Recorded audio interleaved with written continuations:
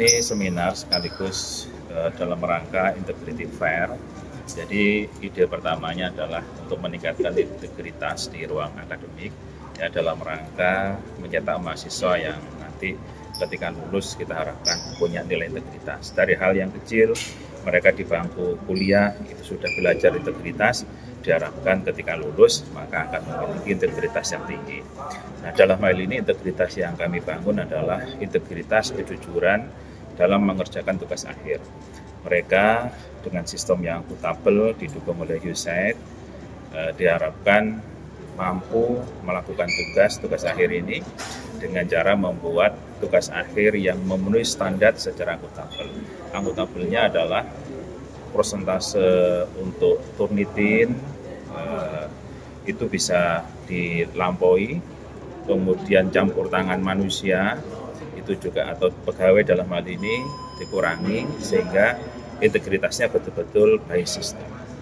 Nah, selama ini kadang memang banyak usaha mahasiswa yang dilakukan agar mereka mudah dalam tugas akhir, ya ini menempelkan gambar sehingga nggak bisa didetek oleh sistem anti plagiasi, kemudian mengganti kadang-kadang dengan bahasa Jawa, uang diganti duit, misalnya gitu. Nah, itulah kreativitas anak muda sebenarnya. Nah, cuman perlu kita kita lambari lah dalam ini dengan cara membuat sistem yang terintegrasi. Apalagi saat ini ada AI.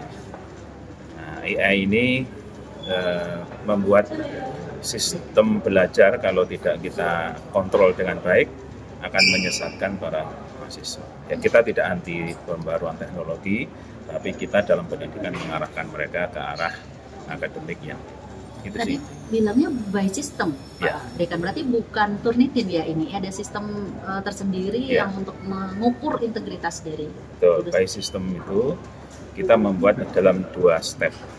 Pertama, nanti ada step integrity flag namanya. Integrity flag ini adalah ketika ada permohonan dari mahasiswa masuk, maka dari tim yang terdiri ini masih melibatkan human memang di sini pegawai untuk mengecek yang tidak bisa dilakukan oleh Turnitin. Misal tadi gambar macam-macam kita sensor dulu di pegawai. Kalau sudah lolos baru masuk Turnitin. Jadi tetap ada Turnitin karena kita juga nggak mungkin menghafalkan ini kalimatnya siapa, itu kan ada di sistem anti plagiasi yang kita gunakan adalah Turnitin. Dan ini kita upayakan otomatis. Jadi kalau sudah integrity flag masuk ke Turnitin, nanti hasilnya ya, kalau memenuhi standar kami 20%. Kalau memenuhi standar maka bisa langsung keluar lolos plagiasi. Kalau di atas 20% sampai 25%. Nah, ini yang harus secara akuntabel karena dimungkinkan dalam hukum itu ya similarity-nya karena judul undang-undang kan nggak mungkin kita ubah-ubah, sehingga itu pasti ada masuk similarity, sehingga untuk yang ini perlu justifikasi. Nah, siapa yang berwenang berjustifikasi adalah pembimbing dan KPS-nya, dan itu kita terbuka, gitu ya. Tidak nanti gara-gara bayar terus kemudian dapat kata belesi ACC lolos walaupun di atas 20%. Nah, dengan sistem ini, dengan adanya integrity flag, kemudian sistem anti plagiasinya sampai reportnya, itu semua bisa dihindari. Jadi, kontribusinya USAID, Pak, dalam ya, dalam hal ini USAID pertama kontribusi dalam membangun sistem tadi. Ya, kalau untuk Turnitinnya dari Brawijaya, jadi kita intent gitu ya, dari USAID ada, dari Brawijaya ada. Nah, kemudian yang kedua dari sisi sosialisasi nilai-nilainya. Sebenarnya yang penting ini kan bukan persoalan sistem saja, tapi persoalan nilainya tadi. Pesan moral bahwasanya integritas akademik itu harus dibangun. Kita tidak bisa membiarkan sistem yang ada saat ini menggerus mentalitas mahasiswa, sehingga mahasiswa itu ya nanti tidak ada bedanya dengan mereka yang sudah lama di pekerjaan terpengaruh oleh nilai-nilai macam-macam. Nah, ketika mereka lulus, mereka masih membekali. Perkara nanti ada godaan setan biasanya ya itu terjadi kan. Tinggal penting kita di pendidikan sudah membekali mereka. Akan mulai diterapkan kapan, Pak Dekan? Ya, ini akan kita terapkan di awal tahun 2025. Dengan launching ini kita masih sosialisasi dulu. Nanti per Januari 2025 kita terapkan. Pak, dalam program internalisasi ini ada beberapa kegiatan seperti pembuatan SOP dan sistem informasi itu Pak ya. Yang berbeda apa Pak dengan sebelumnya atau dengan yang lain?